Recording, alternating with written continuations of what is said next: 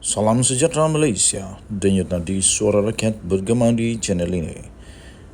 Jangan lupa tekan butang subscribe, like dan share. Malaysia kita punya, cintai Malaysiaku, kita jaga kita.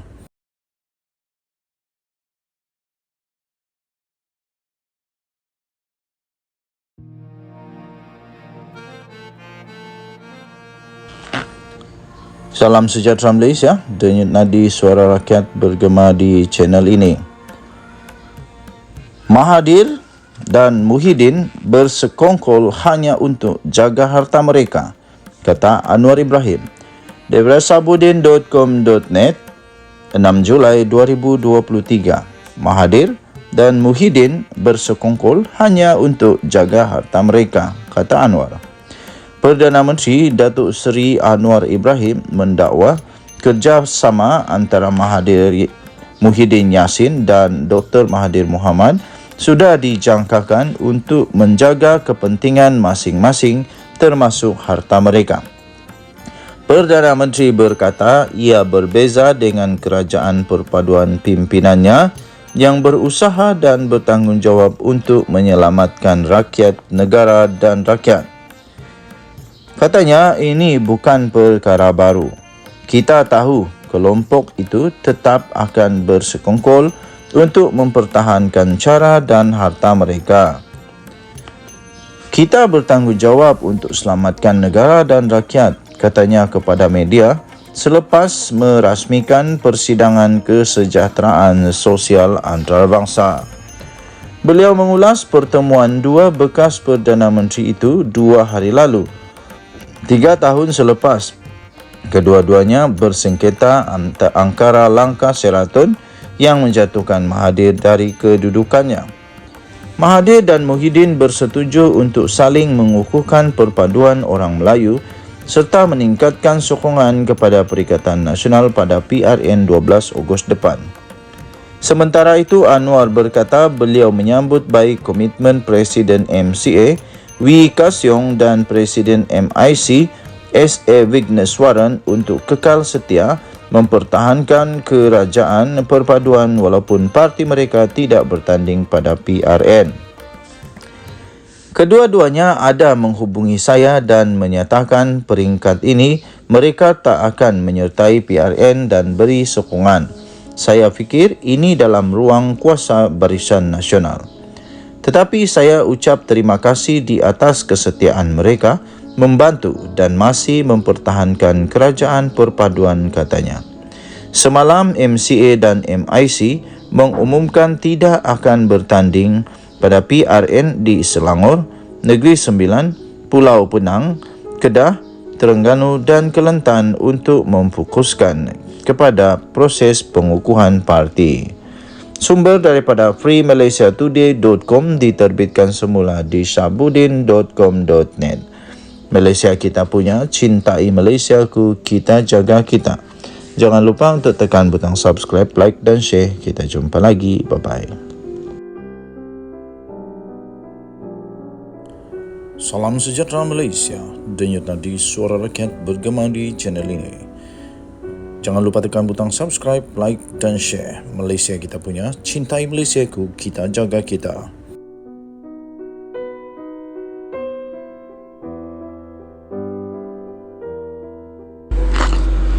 Salam sejahtera Malaysia, denyut nadi suara rakyat bergema di channel ini. Berita terkini yang amat mengejutkan seluruh Malaysia. Berita sedih dan duka cita dengan kematian meninggal dunia yang amat mengejutkan Malaysia. Baru saja kita terima berita menyedihkan ini daripada utusan.com.my. Baru saja diterima bertajuk Sarjan Maut Tertembak Diri Sendiri. Berita penuh rembau. Seorang anggota polis berpangkat sarjan disahkan telah maut disyaki menembak dirinya sendiri dalam satu kejadian di Ibu Pejabat Polis Daerah IPD Rembau di sini petang semalam. Difahamkan keadaan berlaku pada kira-kira 6.40 petang itu di sebuah bilik di bahagian siasatan jenayah IPD berkenaan. Mayat anggota polis yang berusia 58 tahun itu telah pun dibawa ke Hospital Tuanku Jaafar atau HTJ di Seremban pada malam tadi bagi proses untuk membedah siasat. Difahamkan, kenyataan akhbar mengenai kejadian berkenaan akan dikeluarkan dalam masa terdekat oleh Ketua Polis Negeri Sembilan, Datuk Ahmad Zafir Muhammad Yusof. Berita ini daripada utusan dan diterbitkan di utusan.com.my bertarikh 2 Julai 2023 dengan tajuk Sarjan Maut Tertembak Diri Sendiri. Kita mendoakan semoga keluarga yang ditinggalkan tetap bertabah dan bersabar dan semoga semuanya baik-baik saja. Denyut nadi Suara Rakyat bergema di channel ini. Jangan lupa tekan butang subscribe, like dan share. Bye-bye.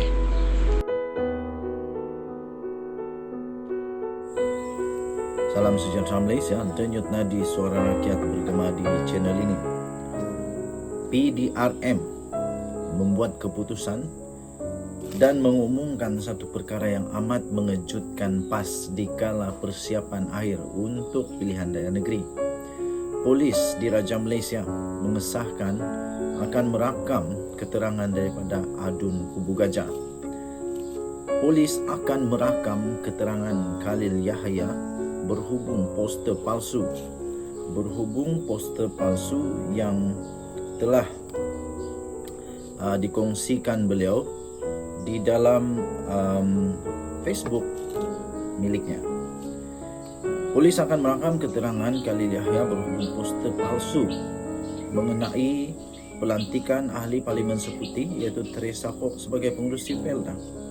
Ketua Polis Daerah Brickfields iaitu Assistant Commissioner Ami Hizam Abdul Syukur berkata, ahli Dewan Undangan Negeri Adun Kubu Gajah itu dipanggil hadir ke Ibu Pejabat Daerah IPD Taiping Selasa ini. Katanya dalam kenyataan itu, janji temu sudah dibuat untuk rakaman percakapan Khalil pada jam 10 pagi di IPD Taiping, katanya pada Harian Metro. Harian Metro semalam melaporkan polis telah pun menerima laporan dibuat oleh Teresa Kok berhubung poster pelantikannya sebagai pengerusi Felda. Siasatan polis mendapati berita palsu itu berasal daripada laman sosial Facebook Khalil. Kes itu disiasat mengikut Seksyen 504 Kanun Keseksaan serta Seksyen 233 Akta Komunikasi dan Multimedia 1988. Okey, so di sini kita akan nampak nanti, kita akan tahu nanti di mana asal sebenarnya poster itu. Adakah poster itu hanya akan hanya di repost, hanya diulang siar semula oleh adun daripada PAS ini, ataupun poster itu dicipta sendiri oleh beliau, ataupun ada orang admin atau sebagainya yang mencipta poster itu kemudian dipost oleh beliau. Dan nanti kita akan lihat, akhirnya nanti polis akan siasat juga siapakah yang pertama post poster palsu ini. Dan di sana nanti kita akan tahu kebenarannya. Jadi tuan-tuan dan puan-puan yang dihormati sekalian, adakah ini adalah satu permulaan yang kurang baik di dalam kempen PRN daripada PAS? Dan adakah ini satu cabaran yang bakal akan dilalui oleh Pakatan Harapan, iaitu akan ada berita-berita yang dipost yang tak sahih, yang palsu. Dengan kata lain, mungkinkah ada fitnah lagi? Mungkin ada fitnah lagi kah selepas ini? Harap-harap tak ada. Dan kita ingin melihat kempen yang bersih tanpa politik terlebih-lebih sehingga adanya timbul yang disebut sebagai fitnah. Harap-harap tidak ada fitnah memfitnah, dan harap-harap semua yang dikeluarkan itu adalah fakta. Kerana rakyat ini, terutamanya orang daripada golongan sederhana yang berpendidikan sederhana selalunya akan cepat untuk menerima semua, dan kadang-kadang berita sebenar itu tidak dapat diterima semula. Jadi yang melekat di kepala adalah berita palsu, kerana mungkin tak sempat nak dapat berita sahih. Okey, so kita harap Polis Diraja Malaysia dapat melaksanakan tugas dengan baik, dan kita doakanlah semoga semuanya dapat diselesaikan dengan baik tanpa ada sebarang yang tidak baik. Denyut Nadi Suara Rakyat bertemu di channel ini. Bye-bye. Salam sejahtera Malaysia. Denyut Nadi Suara Rakyat bergema di channel ini.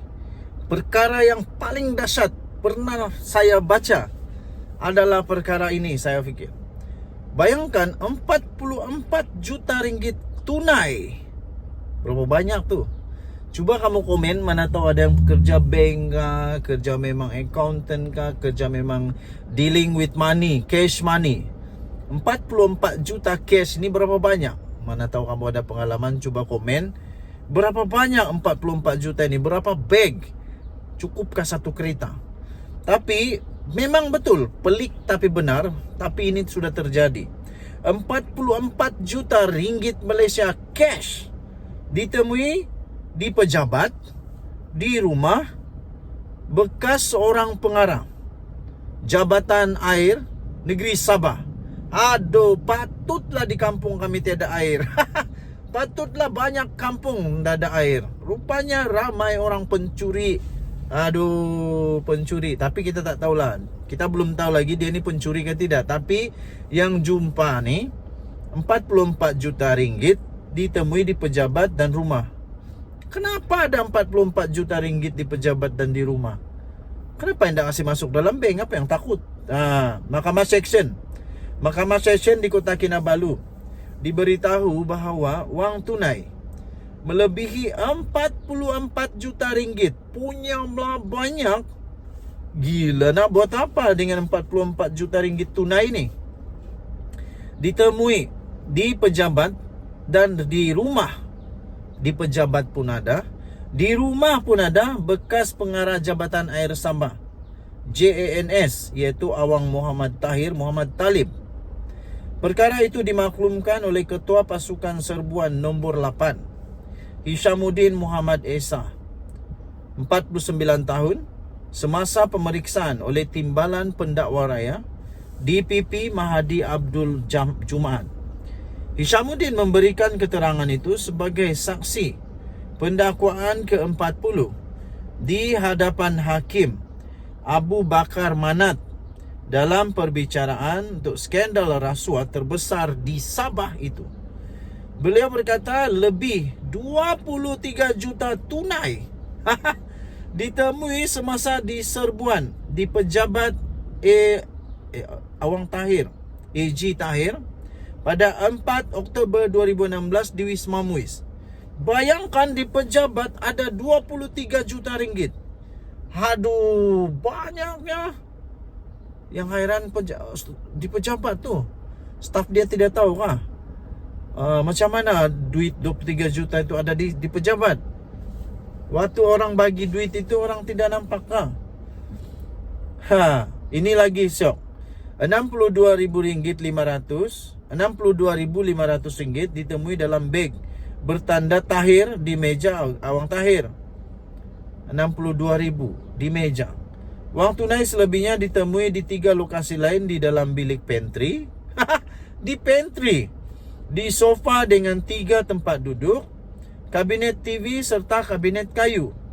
Katanya sambil menambah bilik pantry itu di belakang, berada di belakang meja Awang Tahir. Beliau turut memberi keterangan bahawa setiap bungkusan wang di antara RM50,000 dan RM100,000, dan hanya Awang Tahir yang mempunyai akses ke bilik pantry di pejabatnya. Bilik pantry itu adalah bilik dengan papan tanda go away di pintunya, di mana timbunan wang tunai dipercayai ditemui dan dirampas oleh Suruhanjaya Pencegahan Rasuah Malaysia.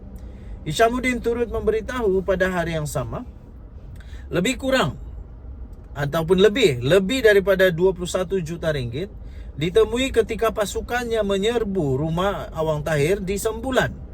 Menjawab satu soalan lain, beliau berkata, lebih 8 juta ringgit ditemui dalam sebuah bilik di tingkat 3 rumah itu.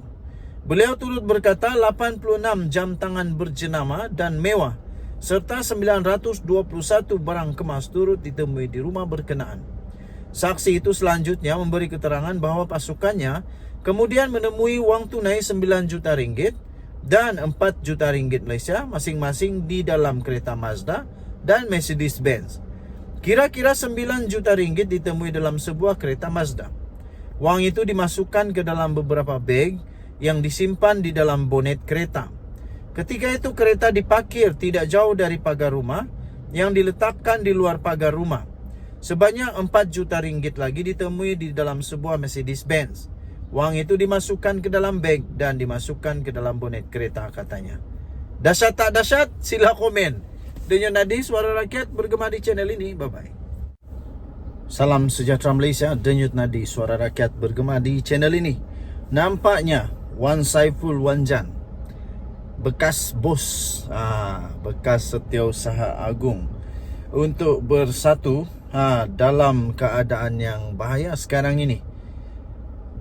Ini telah pun dikemukakan atau diberikan keputusan di mahkamah, iaitu pertuduhan rasuah Wan Saiful adalah teratur dan lengkap, kata pendakwaan. Tuan-tuan dan puan-puan yang dihormati sekalian, Mahkamah Session di sini pada Selasa diberitahu bahawa 2 pertuduhan berkaitan dengan rasuah berjumlah 6.9 juta ringgit Malaysia yang membabitkan projek Jana Wibawa yang telah dikemukakan terhadap bekas Ketua Penerangan Parti Pribumi Bersatu Malaysia. Maafkan saya, bukan Setiausaha Agung. Salah ni, Setiausaha Agung Hamzah Zainuddin. Adalah aku makin tua lah. Bukan. Tetapi bekas Ketua Penerangan PPBM Bersatu, iaitu Wan Saiful Wan Jan, yang telah pun meletak jawatan setelah beliau diheret ke mahkamah. Dia terus letak jawatan dan sekarang ini memang sah dia ada dalam keadaan yang amat sukar, kerana di mahkamah dinyatakan oleh pihak pendakwaan bahawa semua proses dalam pendakwaannya adalah lengkap dan teratur. Teratur dan lengkap. Timbalan pendakwa raya iaitu Rashidah Murni Azmi berhujah bahawa kedua-dua pertuduhan berkenaan itu tidak cacat, sebaliknya jelas dan boleh difahami. Kata beliau, Seksyen 153 Kanun Tata Cara Jenayah atau KTJ menyatakan tarikh dan masa hendaklah dinyatakan dalam pertuduhan. Dalam pertuduhan pertama, masa telah dinyatakan, iaitu sekitar April 2022, manakala pertuduhan kedua, masa yang dinyatakan adalah pada bulan Julai hingga September. Pihak pembelaan juga telah dibekalkan dengan dokumen serta notis yang mencukupi bagi membolehkan mereka menyediakan pembelaan, katanya. Beliau berkata demikian pada prosiding pendengaran permohonan Wan Saiful untuk mengenepikan 2 pertuduhan meminta dan menerima rasuah berjumlah 6.9 juta ringgit Malaysia membabitkan projek Jana Wibawa yang dihadapinya di hadapan Hakim Rozina Ayub. Selain itu, Rashidah Murni berkata, permohonan Wan Saiful adalah tidak berasas dan pramatang kerana saksi-saksi pendakwaan masih belum lagi pun memberi keterangan. Sehubungan itu, pihak kami, katanya, memohon untuk mahkamah menolak permohonan ini memandangkan ia tidak mempunyai alasan yang kukuh dan merupakan penyalahgunaan proses mahkamah, katanya. Peguam Amir Hamzah Arshad mewakili Wan Saiful Wan Jan pula berkata, kedua-dua pertuduhan terhadap anak guamnya adalah cacat kerana tidak menyatakan secara khusus tarikh kesalahan dilakukan. Dalam pertuduhan itu hanya menyebut sekitar bulan tertentu tanpa mengemukakan butiran yang lengkap bagi kesalahan yang dipertuduhkan terhadap anak guam saya, katanya.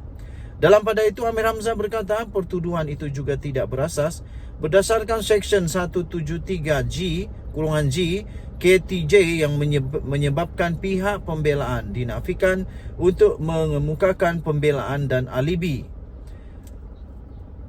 Okey, tuan-tuan dan puan-puan yang dihormati sekalian, anda boleh mendapatkan berita lengkap ini di sinarharian.com.my. Kita jumpa lagi, bye-bye. Salam sejahtera Malaysia. SPRM semakin tegas, semakin hebat, semakin padu, semakin mantap, semakin ditakuti. Inilah yang kita mau. Supaya semua orang tak lagi suka hatinya aja. Macam duit keluarga dia saja duit negara kita. Macam duit dia sendiri saja duit rakyat. Suka-sukanya mau pakai bila, suka-sukanya mau minta rasuah, ambil rasuah, macam-macam. Okey, tapi kali ini SPRM mengumumkan satu perkara yang amat penting untuk seluruh rakyat Malaysia. Terutama bagi mereka yang selalu ada kuasa, yang selalu berisiko untuk terlibat dengan pelbagai jenis kesalahan rasuah, salah guna kuasa dan macam-macam lagi yang tidak sepatutnya dilakukan.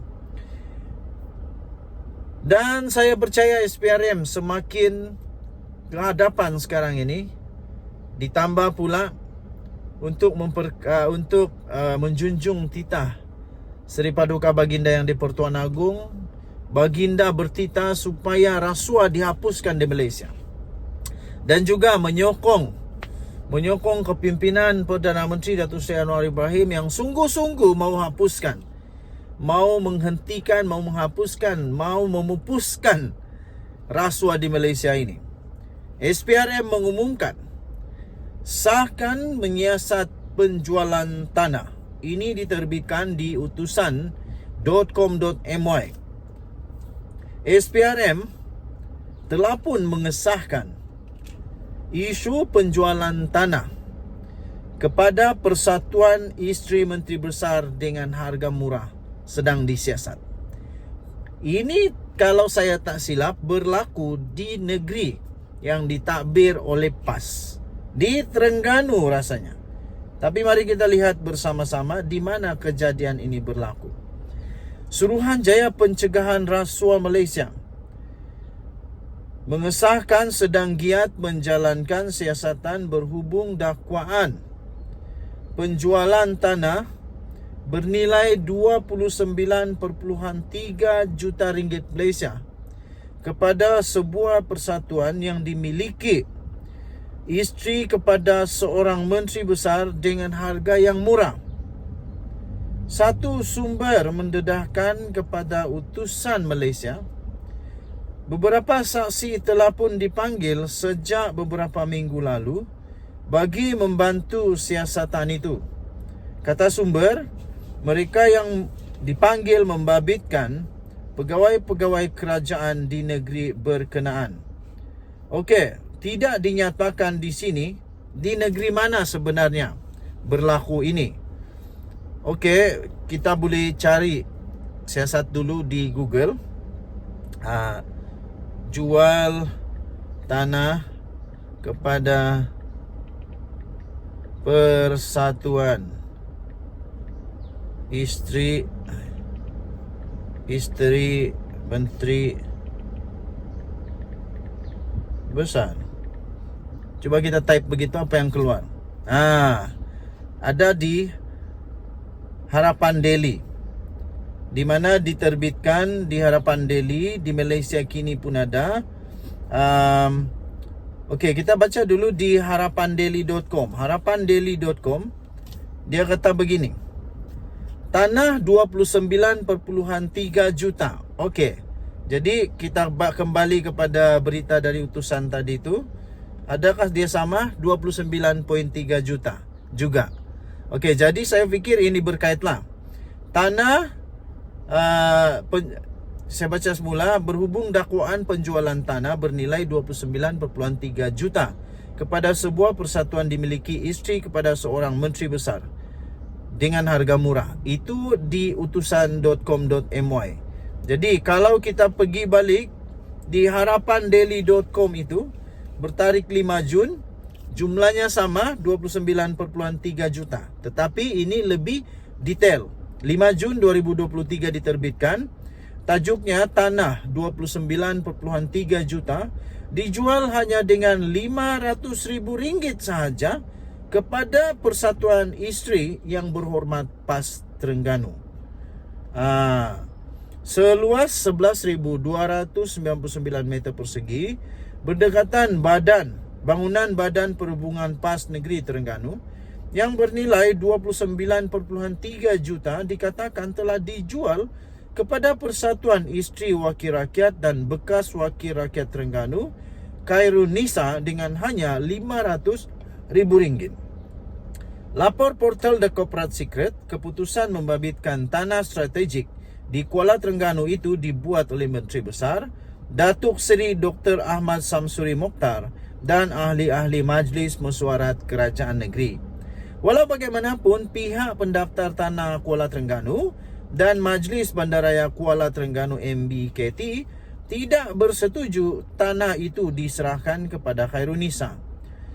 Kata laporan ini, konflik kepentingan dalam perkara ini ialah Menteri Besar dan ahli Exco selaku pembuat keputusan telah meluluskan permohonan isteri Menteri Besar dan isteri ahli Exco untuk memiliki tanah kerajaan negeri yang bernilai tinggi.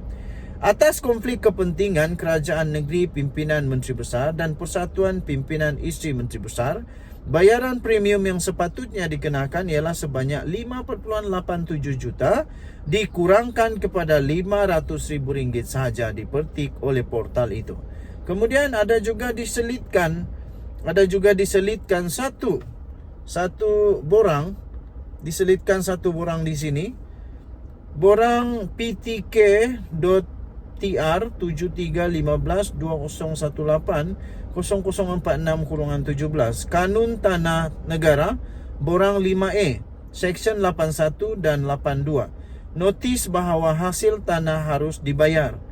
Nombor permohonan tanah 2/19 kepada Persatuan Isteri Wakil Rakyat dan Isteri Bekas Wakil Rakyat Negeri Terengganu, Khairunisa. Kemudian ada jumlah dia RM503,855 saja. Jadi itulah yang menjadi menjadi satu perkara yang peliklah. Okey, jadi ada 2 surat yang telah diberikan di sini. Jadi saya fikir tadi yang sedang disiasat oleh SPRM itu berkaitan dengan perkara ini. Okey, jadi sumber yang saya dapat ini daripada harapandaily.com 5 Jun 2023. Tajuknya tanah RM 29.3 juta dijual hanya RM500,000 kepada Persatuan Isteri YB PAS Terengganu. Okey.